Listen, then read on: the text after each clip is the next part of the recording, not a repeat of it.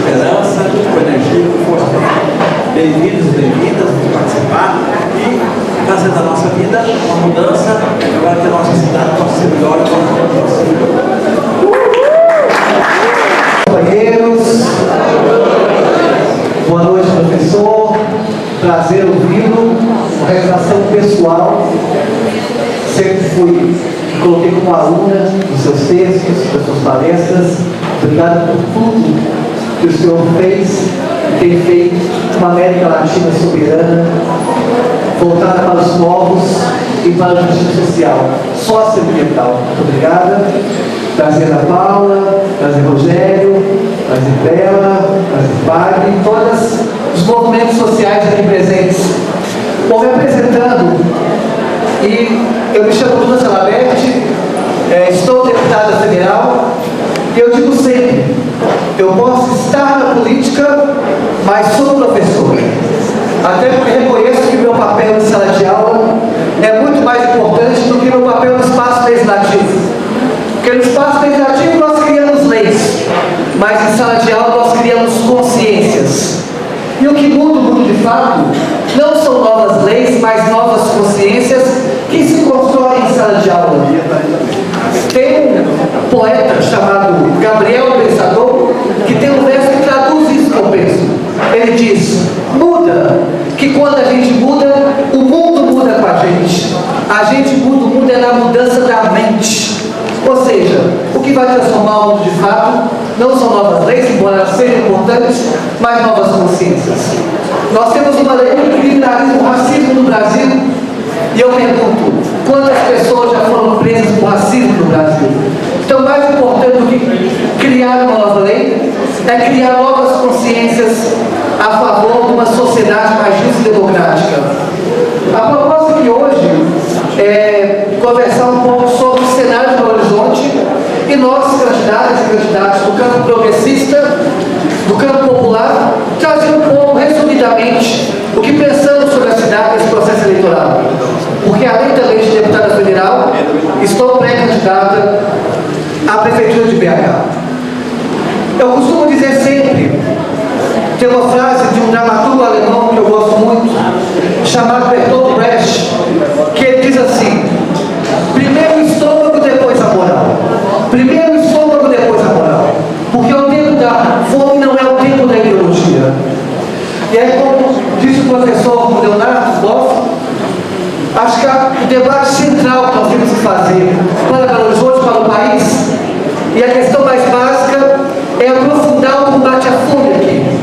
Porque nós discutimos essa questão de forma nacional, mas há algo importante, que é assim: o século XIX foi o século dos impérios, o século XX, o século dos países, mas o século XXI que nós estamos agora é o século das cidades.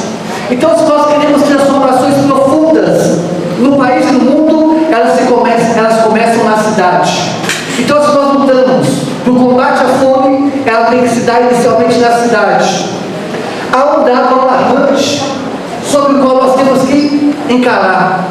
Segundo dados oficiais do próprio governo federal, 12% das famílias de Belo Horizonte estão no grau de insegurança alimentar grave.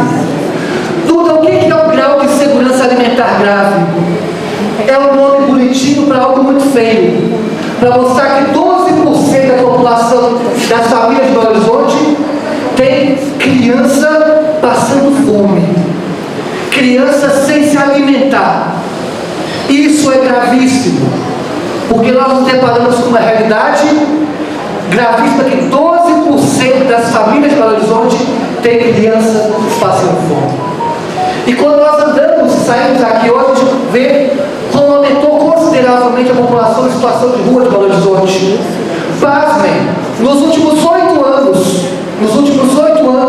aumentou 183% a população em situação de rua de Belo Horizonte. E em contrapartida, nós temos nesta cidade 20 imóveis abandonados para cada pessoa em situação de rua.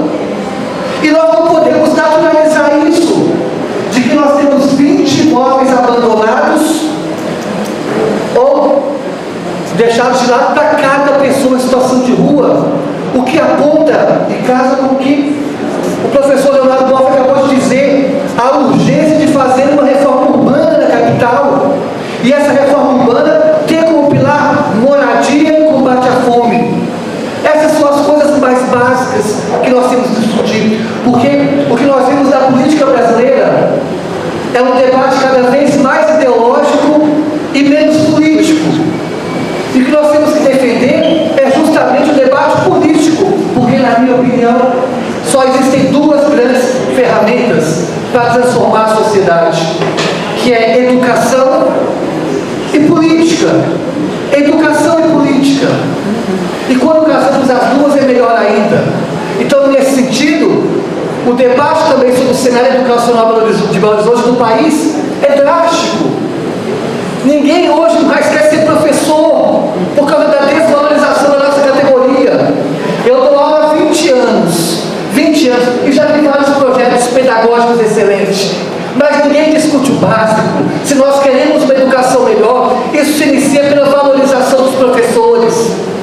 Por isso eu já conversei aqui com...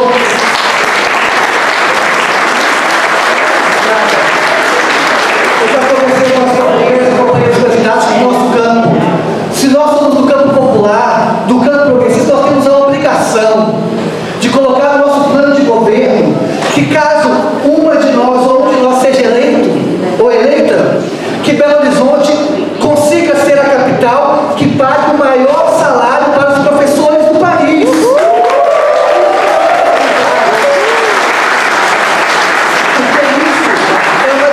Porque isso é uma decisão política.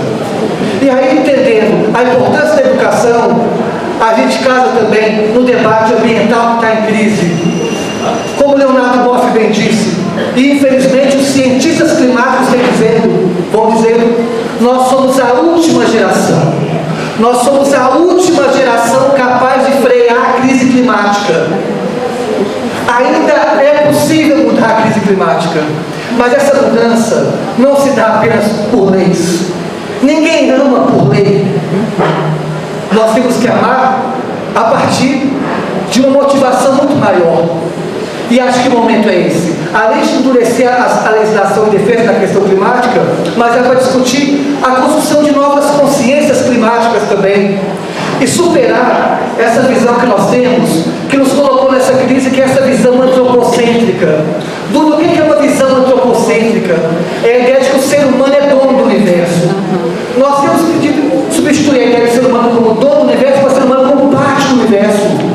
A visão antropocêntrica entende só o ser humano como sujeito de direito. E nós temos que subverter essa lógica para uma lógica ecocêntrica, que entende não só o ser humano como sujeito de direito, mas os rios, águas, serras, natureza, mais animais também como sujeito de direito. Isso é fundamental, porque essa visão ecocêntrica é justamente o oposto que nos colocou nessa crise. É entender a Serra do Curral como sujeita de direito. É entender a Serra do Curral como sujeito de direito. E que ninguém tem direito de destruir suas belezas em nome de uma riqueza que vai ficar para uma minoria e a reprodução da pobreza para uma maioria. Porque essa visão ecocêntrica, o que é essa visão antropocêntrica que nos colocou nessa crise? O que é o humano numa visão antropocêntrica? Quem que é o humano nessa visão antropocêntrica? O humano é o homem europeu rico. Ele é o humano. E quanto mais distantes disso, menos humanos nós somos líderes nessa visão. As mulheres, historicamente, foram tratadas como máquinas reprodutoras. Os indígenas como selvagens. Negros e negras escravizados. E nós, pessoas travestis e transexuais, somos jogadas às margens da sociedade sem direito a nenhum tipo de política pública. Então essa visão antropocêntrica é ruim para todos. Não só para a questão climática e ambiental, mas para a questão do próprio ser humano.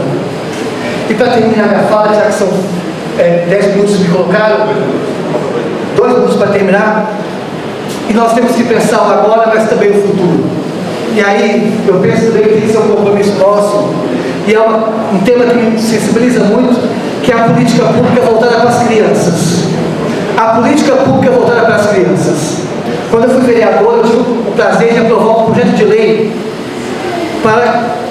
criar em Belo Horizonte uma política pública voltada para o brincar. Porque criança brincando é sinal de que aquele espaço é um espaço saudável. A gente passa por aqui agora e não vai ver nenhuma criança brincando, porque a cidade está doente. Criança é indicador de qualidade de vida. Criança é indicador de qualidade de vida. Nós passamos por aqui e não vimos onde estão as crianças. As ruas estão aborrotadas só de carros com uma lógica carrocêntrica. E aí, se nós falando de mudança de consciência, é substituir a visão carrocêntrica ou adultocêntrica, que só pensa no adulto, por uma visão também voltada para as crianças. Entendendo que nós temos que fazer Belo Horizonte a capital nacional do brincar. Que aqui sejam os espaços mais voltados para a família, para a brincadeira, para o lazer das crianças.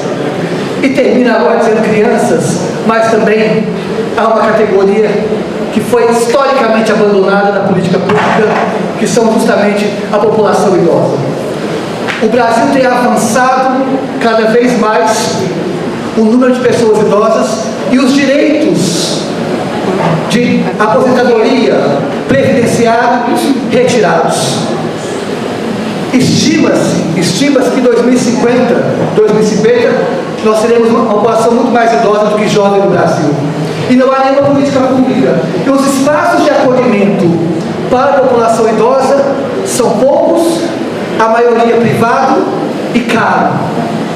E nessa nova configuração da família, os filhos não ficam mais com os pais porque tem muita carga de trabalho e nós não vemos, infelizmente, nenhum político colocando essa questão na sua centralidade.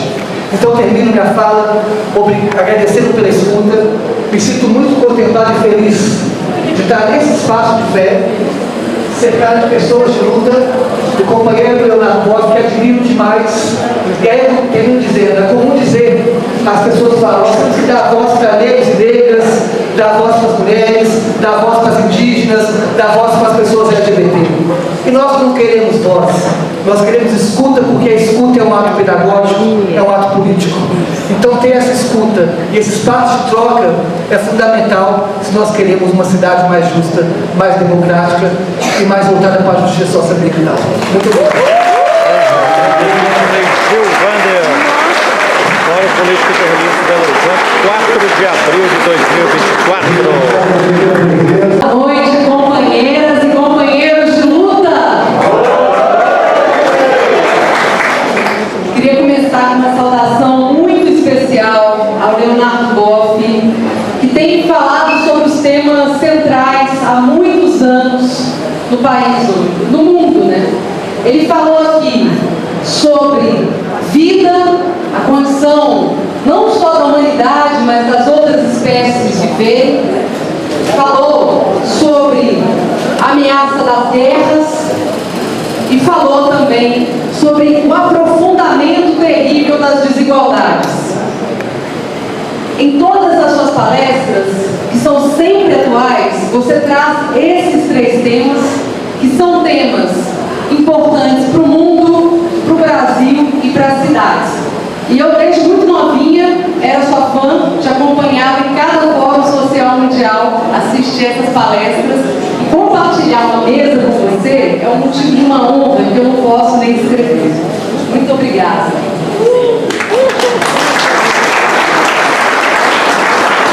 Vou cumprimentar minha companheira, Ana Paula, pré-candidata, o companheiro Rogério, pré-candidato, a companheira Duda, também Preguinho. Muito prazer estar com vocês nessa noite, dividindo esse debate aqui tão importante.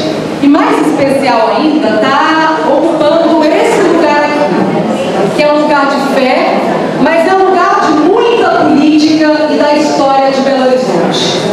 Eu vou lembrar de pelo menos 2 histórias onde a Igreja São José foi o centro das mobilizações, o centro da construção política de uma cidade e uma sociedade que a gente deseja. Um deles foi as manifestações do Sem Teto, em que participavam figuras como o Padre Pide, e foi marcada por uma ocupação da escadaria da Igreja São José de mais de 100 dias, reivindicando moradia, reivindicando urbanização de vilas e favelas, reivindicando ditadura militar, que passavam por uma lógica de exclusão chamada desfavelamento. Padre Pete, um grande companheiro de luta que eu conheci porque também veio da luta por moradia, da luta junto às ocupações urbanas, fez parte da trajetória dessa cidade até o último dia da sua vida. Eu lembro dele, né, Frei Gilvander, muito já velhinho, mas se indignando contra o despejo que ia acontecer nas ocupações da Isidora, ocupações que até hoje lutam por urbanização, por regularização fundiária, ocupações que eu acompanho desde a barraca de lona. A minha história se mistura à história também da luta com as periferias pela moradia, e que o Padre Pete, quando ficou sabendo que ia haver o despejo, foi lá para dentro. Ele falou: Bela, me busca aqui no 1º de maio, comunidade que ele também ergueu, e me leva lá para dentro, porque se tentarem tirar aquelas pessoas, eu estarei lá dentro. Isso é fé e política. Isso é a história de Belo Horizonte.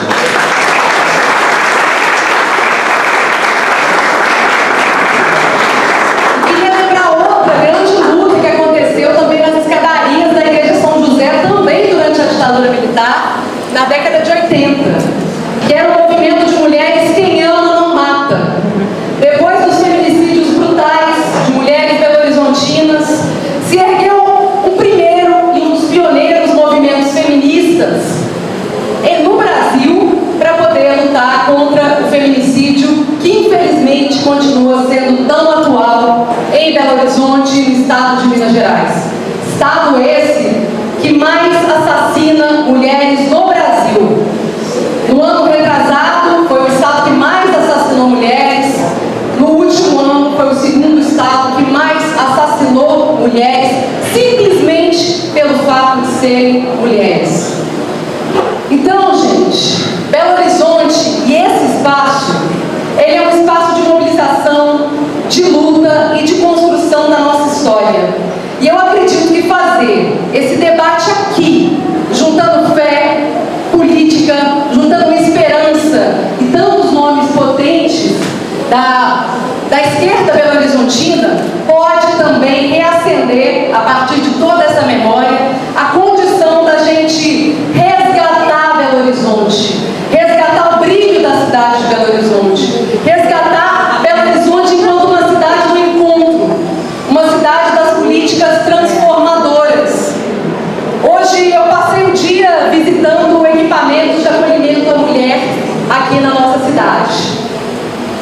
Fui militante dos movimentos de moradia pelo direito à cidade há muitos anos, mas depois, enquanto vereadora, acompanhei muito de perto a luta junto à população em situação de rua, as mulheres em situação de violência e vulnerabilidade.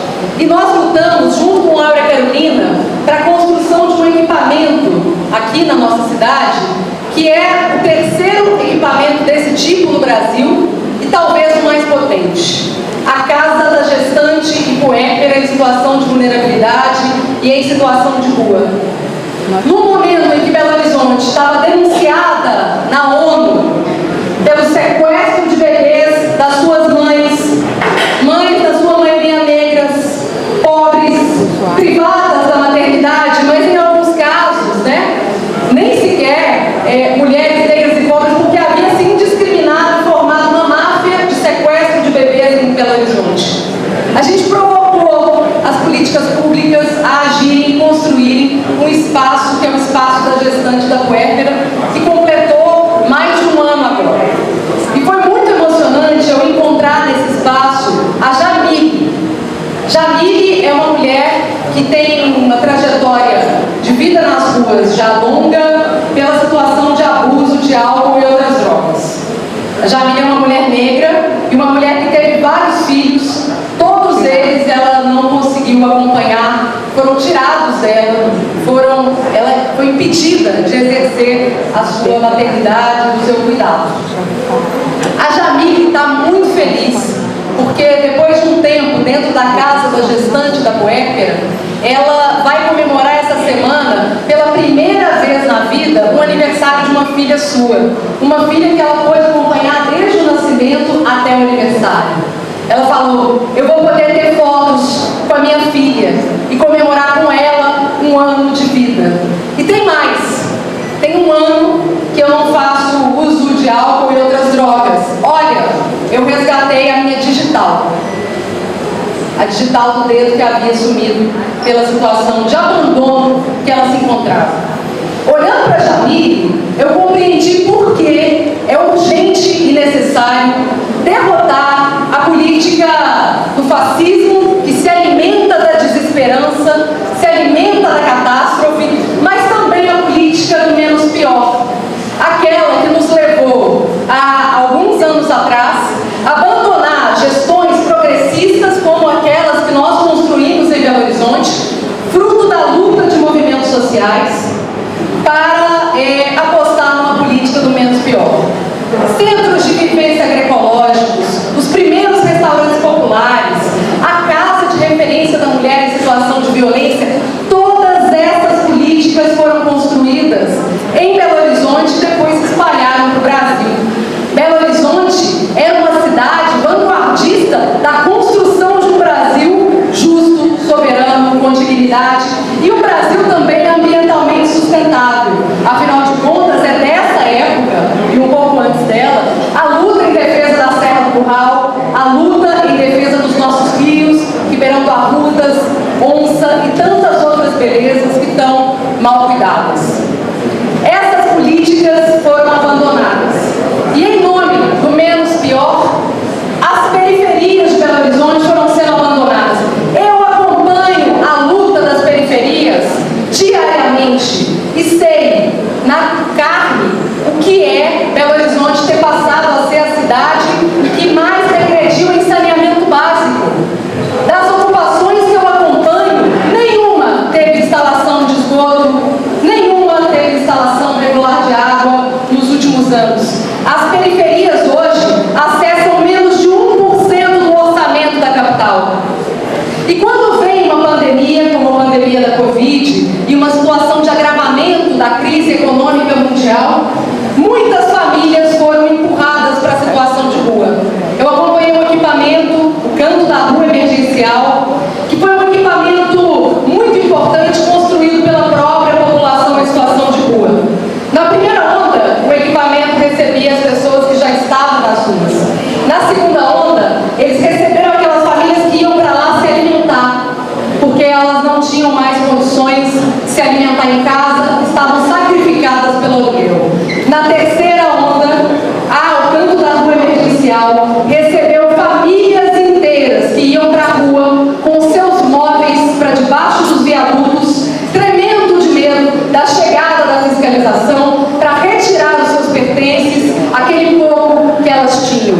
Esse é o retrato de Belo Horizonte da política do menos pior. É uma cidade que não está preparada para lidar com o clima e o agravamento das enchentes. É uma cidade que não investe mais em orçamento participativo, em vilas e favelas. É uma cidade que viu crescer exponencialmente a violência contra a mulher, a violência contra a população LGBT, o racismo institucional e estrutural.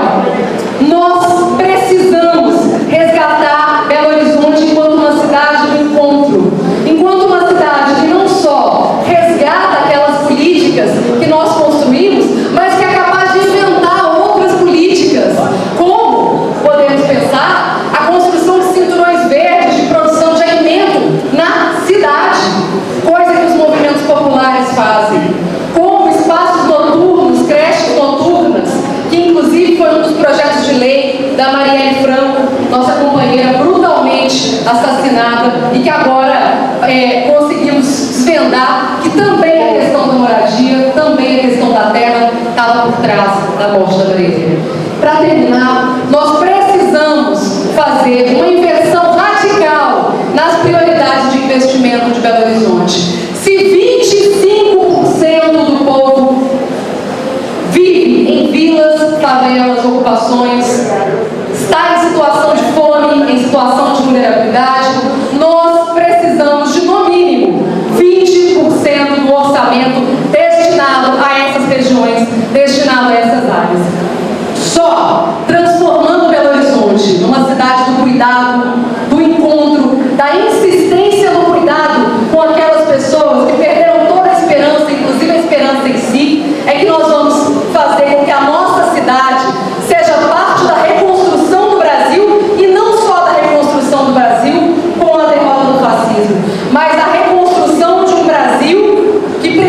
precisa se reinventar há mais de 500 anos de colonialismo, racismo e patriarcado. Então, gente, vamos juntas, vamos à luta. Eu tenho certeza que com essa sabedoria coletiva nós vamos resgatar o brilho de BH. Vamos pra cima. Registrando aqui frente Gil Vander, 4 de abril de 2024, em Belo Horizonte, Minas Gerais. Todas, uma boa noite a todos. Prazer estar aqui com vocês. Primeiro, cumprimentar aqui a mesa, em primeiro lugar, Leonardo Boff, sabe as palavras, me permite que eu comentar algumas delas. Mas antes de cumprimentar também a Ana Paula, a Bela, a Duda, nossos pré-candidatos, e também nosso padre Henrique aqui na frente. Cumprimentar também algumas pessoas, em nome deles, cumprimentar todos e todas. Seja o Wander, esse guerreiro, está sempre aí combatendo a favor dos pobres, dos oprimidos. É um prazer ter aqui o Feio Wander. Permito cumprimentar a Bia Cerqueira, nossa deputada, professora, combativa, guerreira, ex-presidente da CUT.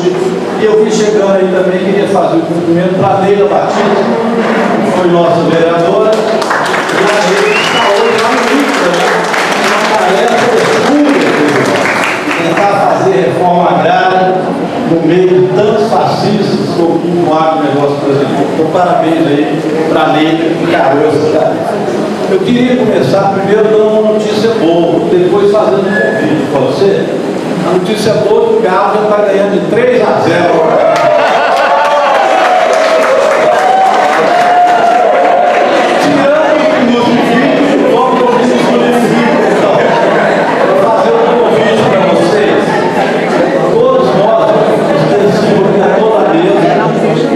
Na segunda-feira vai estar aqui o ex-deputado federal Marcelo Freixo, que foi do PSOL, hoje está no Partido dos Trabalhadores, e nós vamos fazer, foi convidado pelos diretórios acadêmicos da Faculdade de Direito, um debate sobre Marielle Franco, porque a Bela citou e lembrou muito bem. O caso de Marielle Franco finalmente está sendo desvendado. Nós perguntamos por tantos anos quem mandou matar a Marielle, e ele vai falar um pouco disso para a gente. Ele que era deputado estadual do PSOL, a época que Marielle era assessora do Marcelo Freixo. E ao mesmo tempo eu fui convidado também para falar da questão da CPMI do golpe, ou seja, para falar um fato importante que é a defesa da democracia contra o fascismo. Eu e a Duda fomos deputados e deputadas, combatemos lá os fascistas, incluindo entre eles conhecidos do Petinha, e que estava lá na CPMI, mas ganhou uma boa surra política, que ficou provado pela CPMI no relatório que o que houve no Brasil foi uma tentativa de golpe, e por muito pouco não tínhamos roubado a democracia. Então eu convido todos e todas para esse dia 8, que eu acho que será um dia importante de trabalho nesse debate. Eu queria começar com um versículo da Bíblia. Não que eu seja um leitor assíduo da Bíblia, mas eu me lembro desse versículo e me lembrou muito quando o Frei Leonardo Boff falava dos dilemas agora da humanidade. Mas eu li esse versículo da Bíblia como lia o livro do Bião, os seus contos fantásticos. Não sei se esse conto é aquele da barca, que é aquele conto onde uma pessoa vai cada vez ganhando mais peso à medida que os desejos dela são satisfeitos. No final das contas, o marido dela, ela olha lá para a lua ou para a estrela, e no final das contas ela pega a estrela e o marido vai buscar. E cada vez ela crescia mais, engordava mais. E ele, nesse versículo, ele cita no versículo da Bíblia, dizendo o seguinte: haverá um dia conhecido do Senhor que não será dia nem noite, e na tarde desse dia aparecerá a luz. Eu fui consultar agora no Google Zacarias 14, não que eu seja leitor da Bíblia. Valeu, Rogério!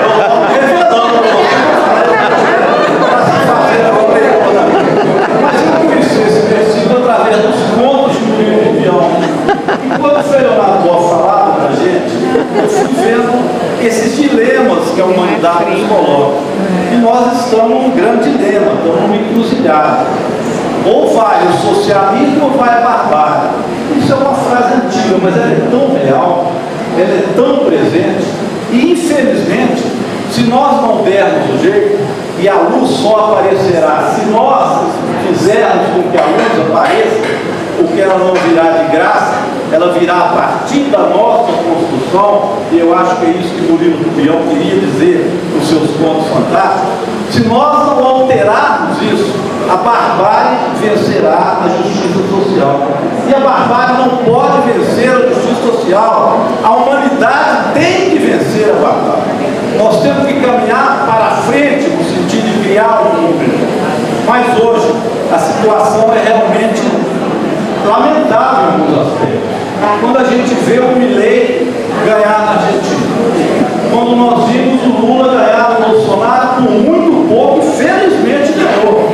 Porque se não ganhasse, nós estaríamos vivendo a barbárie no Brasil de forma absoluta. Mas a gente vê também em Portugal a ultradireita ser vitoriosa. A gente vê risco do Trump ganhar nos Estados Unidos, tomara que não. Mas a gente vê uma Netanyahu lá em Israel, né? Infelizmente, Israel, agora espero que Netanyahu possa ser deposto pelo próprio povo judeu, a quem ele desmoraliza, fazendo uma guerra insana. Não guerra, para dizer melhor a verdade, genocídio. mas um massacre e um genocídio. Quando essa situação se coloca no mundo, às vezes a gente pensa que não tem solução. Mas a luz pode aparecer. E eu acho que é isso que nós temos de discutir. O problema é que esses fascistas, essa ultradireita, elas continuam pregando o ultracapitalismo. É o capitalismo na sua essência, é o neoliberalismo. Cada vez mais lucro para menos pessoas, cada vez mais gente com bilhões, poucas e mais gente na miséria no nosso mundo. O capitalismo vai avançando nessa sua vertente e vai criando uma base de massa que unifica e que não é pequena, que é unificada dentro do bolsonarismo, por exemplo, naqueles que não respeitam o meio ambiente, mas que ganham dinheiro exatamente da destruição do meio ambiente.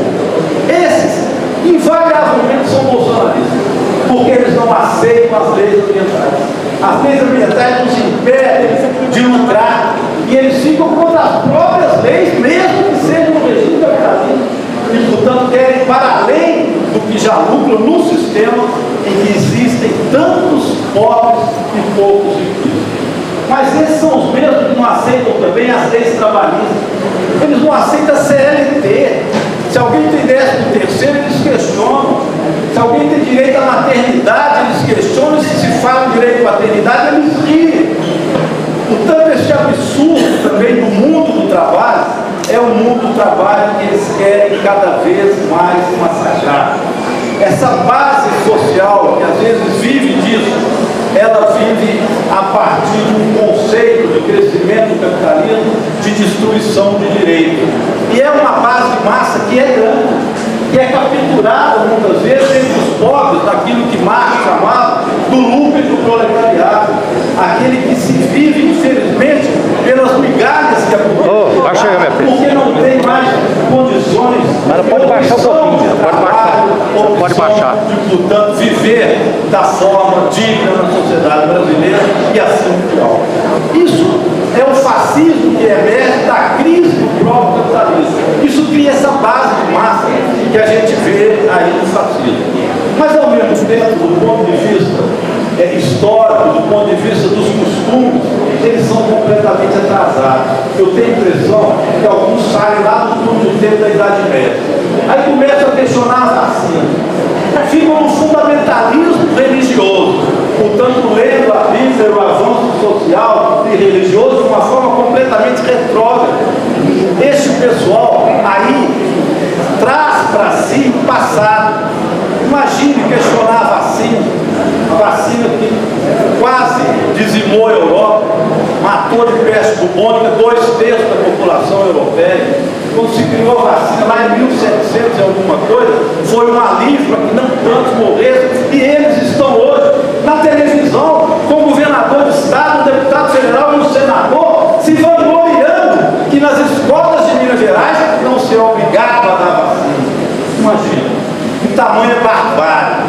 aí é o atraso social que eles proclamam para a humanidade. Nós queremos escola pública para todos, e eles falam, né, Duda, lá na Comissão de Educação, de homeschool, educação em casa, que pensam nos filhos deles estudando nas mansões. Mas como vão estudar aqueles que estão nos morros, nas periferias, que precisam estar na escola, que as mães trabalham, que não tem onde deixar o filho? Eles não estão nem aí, porque só pensam em si.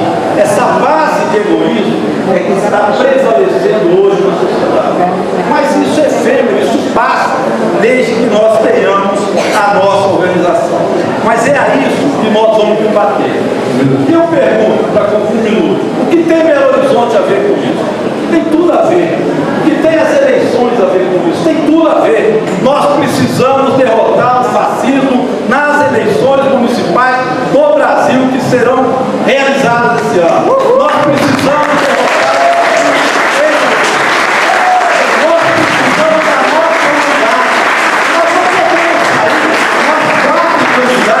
porque nós não iremos nenhum para o segundo turno. Nós vamos ter que conversar entre a gente, é obrigação nossa conversar em toda a unidade. Nós devemos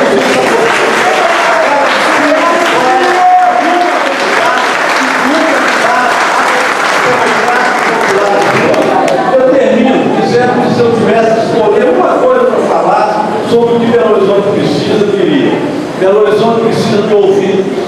A prefeitura perdeu os ouvidos. A prefeitura não tem mais forma de consultar o que acontece na cidade. Não existe sequer regionais. As regionais acabaram. Na época do Patrus, chamavam-se subprefeituras. Eram secretários, administradores regionais, ele era uma delas, que tinham poder. Era fundamental. Na época tinha orçamento participativo. O prefeito lançou agora, no fim do governo dele, um tal orçamento participativo às pressas para esse ano. Mas nós precisamos de participação popular na veia.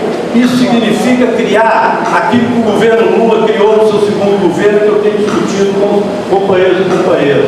Criar os territórios da cidadania na periferia de Belo Horizonte. Em especial, onde ali organizar o povo para que ele decida quais são as políticas públicas que serão implementadas e como serão implementadas. Nós sairemos vitoriosos nessa luta contra o fascismo se o povo estiver organizado. Por que o governo Patrus, diante de tantos outros, é lembrado especialmente por nós, um pouco mais idosos que vivemos nesse tempo? Porque no governo Patrus, o povo participou da prefeitura, o povo opinava, e isso é essencial para criar coesão, para criar a organização. A organização popular é a essência do bem governado do ponto de vista da esquerda. Eu tenho muita convicção, seja lá da forma que for, nós vamos nos unificar e dar a Belo Horizonte o presente da esquerda governar. Fora o fascismo, viva Belo Horizonte. Valeu, deputado Rogério Correia. Aqui, Belo Horizonte, 4 de abril de 2024. Todas as pessoas que estão, e eu quero cumprimentar cada um de vocês na pessoa desse espetacular homem que eu tive a honra, a satisfação, a alegria de sentar ao lado do Leonardo Boff. Que alegria, que satisfação, obrigada por nos permitir, né, gente? A política é algo fascinante, nos permite encontros memoráveis. Hoje é um deles, Leonardo. Muito obrigada pela sua presença, por dividir esse espaço. E eu, gente, sou aluno dele, viu? Ele é meu professor no curso de especialização que eu faço na PUC do Rio Grande do Sul. O curso de especialização em Direitos Humanos. E a gente discute lá nesse curso todos esses assuntos que ele trouxe aqui, esse pensamento que nós precisamos nos projetar para cuidarmos da nossa casa comum, para cuidarmos do nosso país, das nossas cidades, do nosso estado, para que possamos ter uma perspectiva de vida futura boa, né, e com dignidade das pessoas que virão depois de nós. E aí a gente queria cumprimentar também meus colegas aqui, pré-candidatos também, Rogério, Bela, Luta, cumprimentar aqui muitas e muitas amigas que estão aqui presentes. A alegria de ter a oportunidade de encontrar com muitos de vocês aqui, nesse espaço, de fato, um espaço simbólico, é um espaço de onde eu vim, né? Eu estou hoje nesse espaço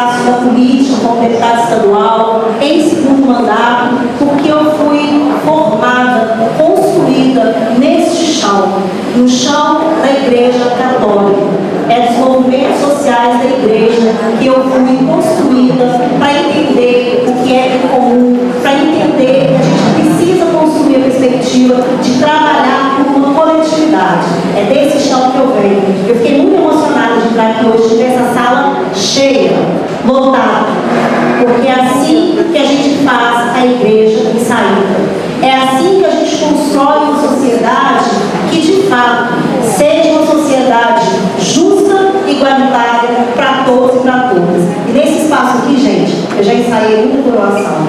Nesse espaço aqui, eu já fiz muito encontro de juventude. Nesse espaço aqui, eu já ri e já chorei muito. Mas esse também é um espaço que me fez chegar na Assembleia Legislativa de Minas Gerais.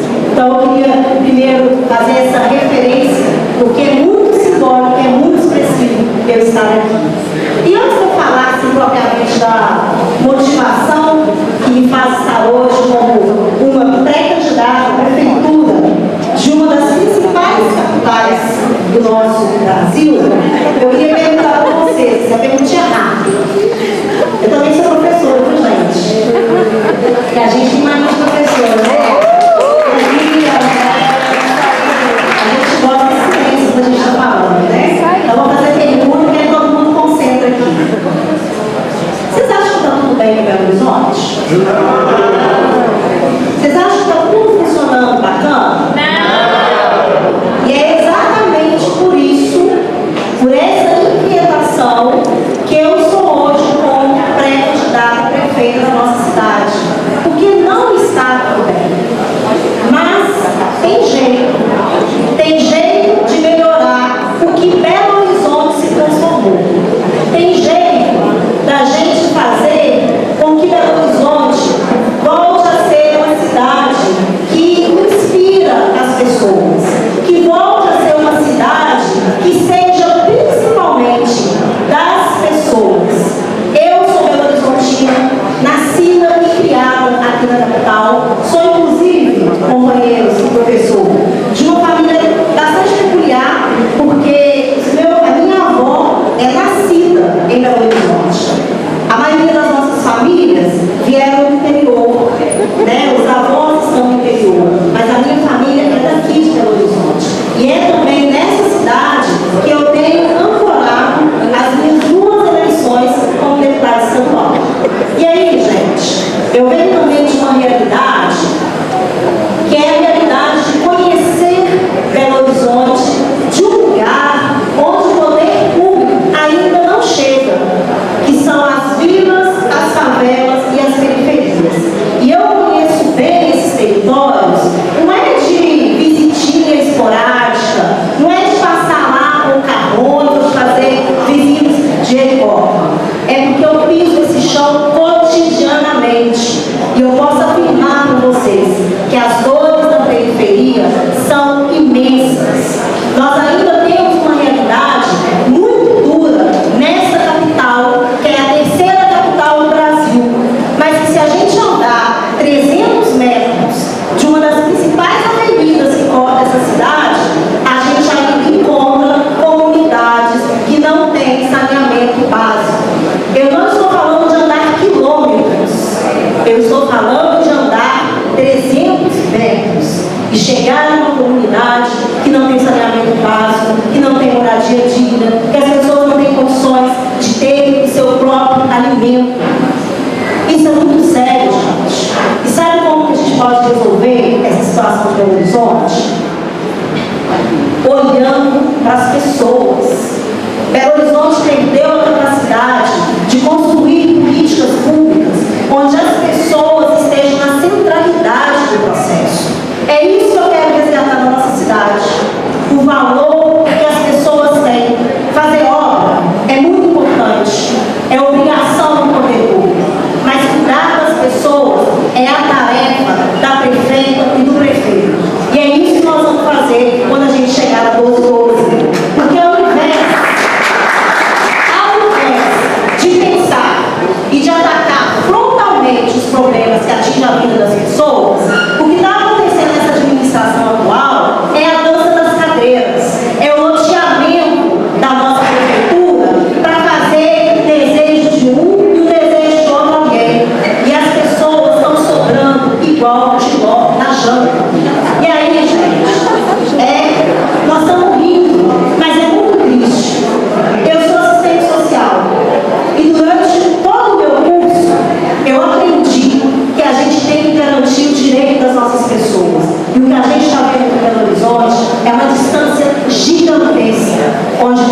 entre ter direito e ter acesso. E é isso que a gente precisa mudar. Sabe? E aí, a cidade está pioneira.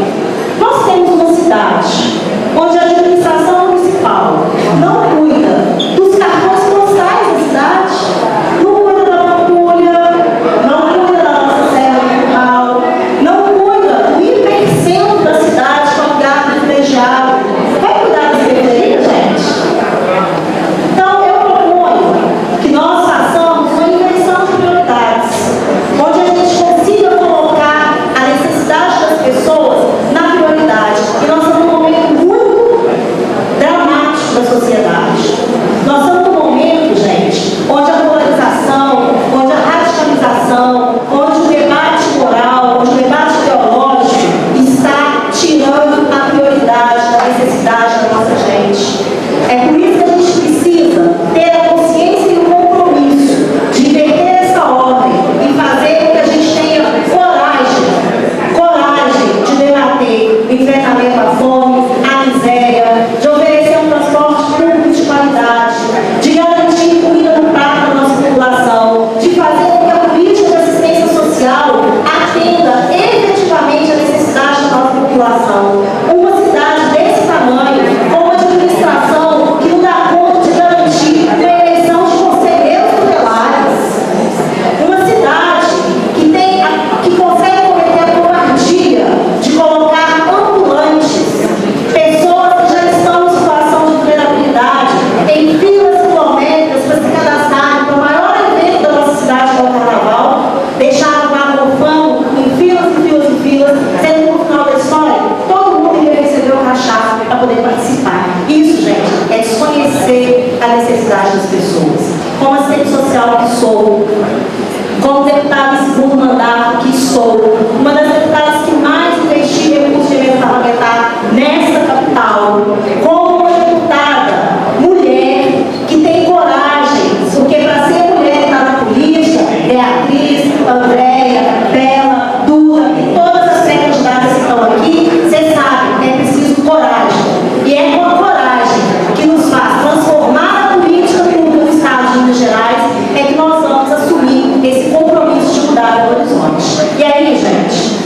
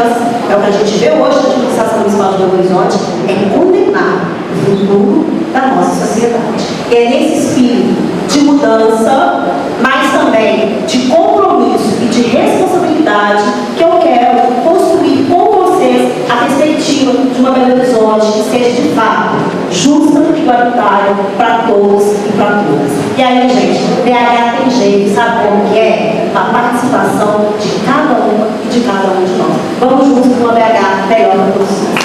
Registrando Gilvander, 4 de abril de 24, Belo Horizonte. Agora nós vamos. No meu solo sagrado pisou, desbotando o verde das florestas, garimpando o leito desses rios. Já são 5 séculos de exploração, mas a resistência ainda pulsa no meu coração. Na cerâmica marajoara